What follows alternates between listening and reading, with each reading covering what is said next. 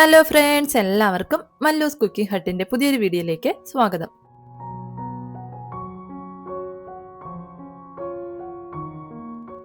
ഇന്നത്തെ വീഡിയോ എന്ന് പറയുന്നത് നമ്മൾ സാധാരണ കൊഴുക്കട്ടയൊക്കെ തയ്യാറാക്കുന്നതിൽ നിന്നും കുറച്ചൊന്ന് വ്യത്യസ്തമായിട്ടുള്ളൊരു കൊഴുക്കട്ടയാണ്.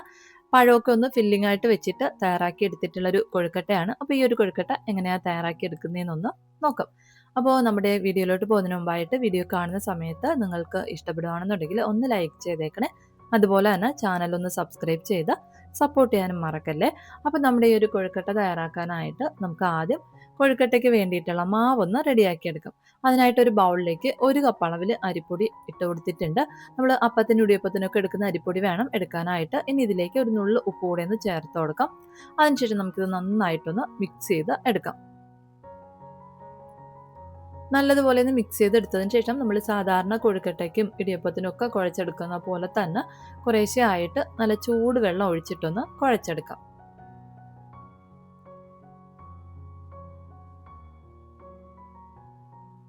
ഇപ്പം ഞാൻ വെള്ളം കുറേശ്ശായിട്ട് ഒഴിച്ചിട്ട് ഈ ഒരു പരുവത്തിലൊന്ന് കുഴച്ചെടുത്തിട്ടുണ്ട്. ഒരുപാട് വെള്ളം കൂടി പോകാനായിട്ട് പാടില്ല.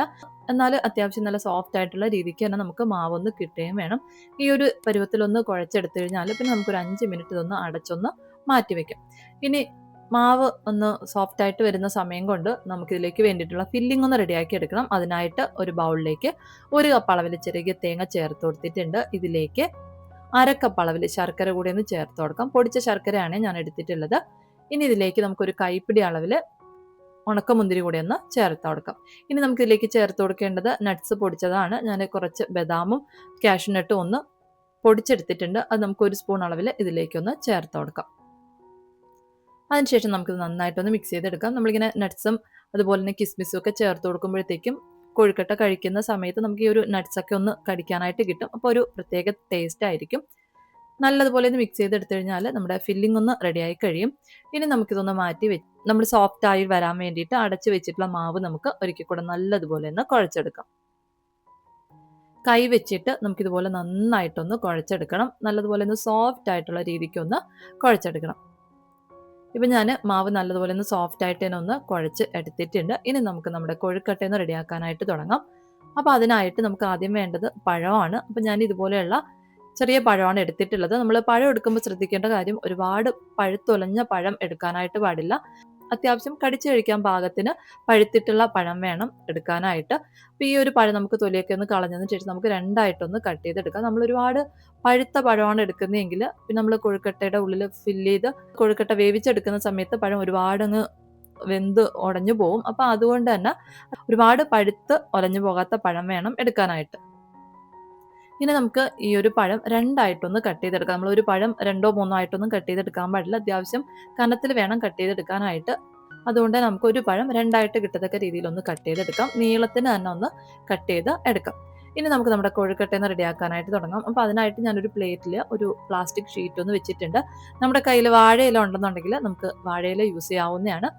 ഇനി നമ്മൾ റെഡിയാക്കി വെച്ചിട്ടുള്ള മാവ് കുറേശ്ശെയായിട്ട് എടുത്ത് നമുക്ക് ഈ ഷീറ്റിന് മുകളിലായിട്ട് വെച്ചതിന് ശേഷം കൈ വെച്ചിട്ട് ഇതുപോലെ നന്നായിട്ടൊന്ന് പരത്തി എടുക്കാം.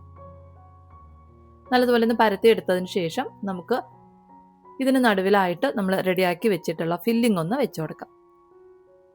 ആവശ്യത്തിനുള്ള ഫില്ലിംഗ് ഒക്കെ ഒന്ന് വെച്ചു കൊടുത്തതിന് ശേഷം ഇതിന് മുകളിലായിട്ട് നമ്മൾ കട്ട് ചെയ്ത് വെച്ചിട്ടുള്ള പഴം ഒരു പീസ് നമുക്ക് ഇതിന് മുകളിലായിട്ടൊന്ന് വെച്ചു കൊടുക്കാം.